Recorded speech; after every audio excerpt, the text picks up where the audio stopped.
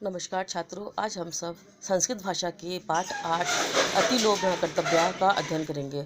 अतिलोभ न कर्तव्य, जिसका अर्थ है कि हमें बहुत अधिक लालच नहीं करना चाहिए, क्योंकि लालच करने से कभी सुख प्राप्त नहीं होता, हमेशा दुख की ही प्राप्ति होती है। इसी कहानी को आप ध्यान से देखिए। कस्मिंश्चित् नगरे मायादास नाम नृपा बसति स्म। कस्मिंश्चित् माने किसी नगर में मायादास नाम का राजा रहता था। सा प्रभुत्वम स्वर्णम इच्छति स्म। वह प्रभुत्व माने बहुत अधिक मात्रा में सोने की इच्छा करता था, स्वर्ण की इच्छा करता था। वह बहुत अधिक मात्रा में चाहता था कि मेरे पास बहुत अधिक स्वर्ण हो। एकदा एका मुनि नृपस्य प्रासादम आगच्छति। एकदा माने एक बार एक मुनि राजा के महल में आते हैं। राजा तम अभिवादयति। राजा तम माने उनका, अभिवादयति माने स्वागत करता है। राजा उनका स्वागत करता है। कथयति च और कहता है, भवान मम आतिथ्यम स्वीकरोतु। भवान माने आप, मम माने मेरा, आतिथ्यम माने आतिथ्य, और स्वीकरोतु स्वीकार करें। और कहता है कि आप मेरा आतिथ्य स्वीकार करें।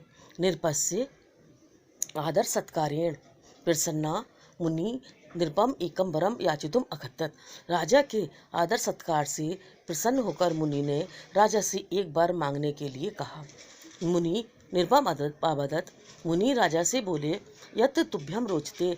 यत जो, तुभ्यम तुम्हें, रोचते माने अच्छा लगता है, जो तुम्हें अच्छा लगता है, तत् बद वह कब बोलो।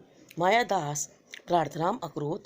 मायादास ने प्रार्थना की, मुनि मया स्पर्शम सर्वम स्वर्णम भवतु इति। हे मुनि, मेरे स्पर्श करने से सभी चीज़ें सोने की हो जाएं। मुनि एवं मस्तु इति कथित्वा प्रासादात अगच्छत। ऐसा ही होगा, यह कहकर मुनि उसके महल से चले गए। उसके बाद आगे देखिए क्या होता है। तदंतरम नृपा यत् वस्तुम स्पर्शति स्म तदैव वस्तु स्वर्णमयम भवति स्म। उसके बाद, तदंतर माने उसके बाद, राजा जिस वस्तु को भी स्पर्श करता था वही वस्तु सोने की हो जाती थी।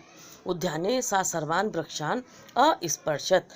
बगीचे में उसने सभी वृक्षों को स्पर्श किया। ते सर्वे स्वर्णमया अभवन। वे सभी सोने के हो गए। पिपासुकुला नृपा यदा जलम पातुम इच्छत। पिपासुकुला माने प्यास से व्याकुल।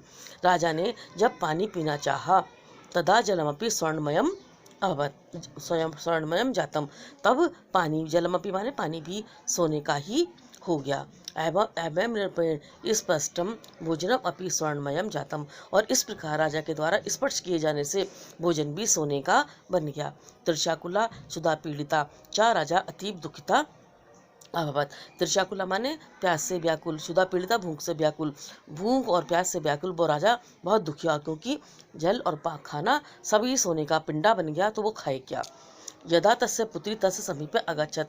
जब उसकी पुत्री उसके पास में आई, तदा राजा स्नेहेन तम अस्पृशत। तब राजा ने प्यार से उसे छुआ, उसके सिर पर हाथ फेरा। स अपि स्वर्णमयी जाता, तो वह भी सोने की बन गई।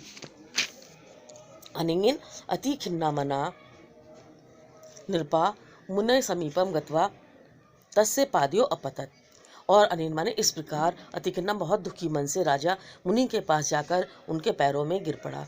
नृपा मुनि मकथयत। राजा ने मुनि से कहा, ना मैं स्वर्ण अभिलाषा। मेरी अब इस स्वर्ण में कोई इच्छा नहीं रह गई है। अहम इदम्बरम ना इच्छामि। और मैं आपका ये वर भी नहीं चाहता हूँ, आप इसको वापस ले लें। मुनि स्व तपोबलेन सर्वाणी वस्तुनि प्राकृत रूपे परिवर्तानि अकरोत। मुनि ने अपने तपस्या के बल से सभी वस्तुओं को उनके प्राकृतिक असली रूप में परिवर्तित कर दिया। तस्य कन्या अपि पूर्वत जीविता अभवत। उसकी कन्या भी पहले के, पूर्वत माने पहले के समान जीवित हो गई। नृपा स्वकन्याम दृष्ट्वा अति प्रसन्न अभवत। राजा अपनी पुत्री को देखकर बहुत प्रसन्न हुआ। सत्यमेव उक्तम। इसीलिए सत्य ही कहा गया है कि अति लोभ ना कर्तव्य। अत्यधिक लालच हमें नहीं करना चाहिए। साधु दुख से कारणम। अत्यधिक लोभ करना दुख का ही कारण होता है। तो इस प्रकार हमने देखा कि ये कहानी जो हमें लोभ ना करने की शिक्षा देती है, इसलिए अपने जीवन में हमें कभी भी लालच नहीं करना चाहिए। धन्यवाद।